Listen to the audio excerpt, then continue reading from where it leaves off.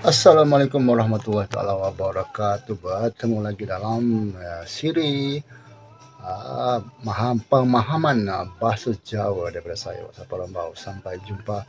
Luar biasa, hari ini kita akan bercerita tentang ataupun mengetengahkan perkataan oco kesandung. Apa artinya oco kesandung dalam bahasa Jawa?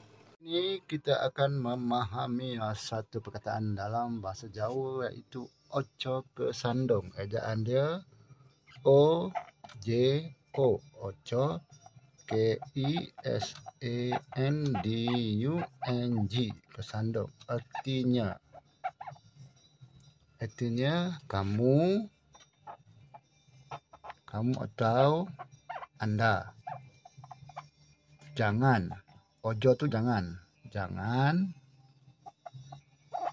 tersepak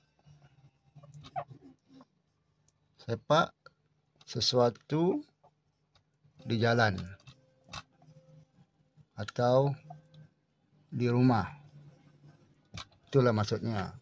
Ojo kesandung artinya kamu atau anda jangan tersepak sesuatu di jalan semasa anda berjalan atau semasa anda di rumah.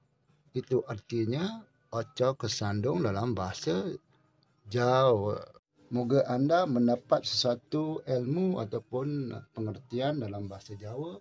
Oco kesandung bermaksud anda ataupun kamu jangan tersepak sesuatu di jalan ataupun di rumah, dan juga anda harusnya berhati-hati dengan oco kesandung.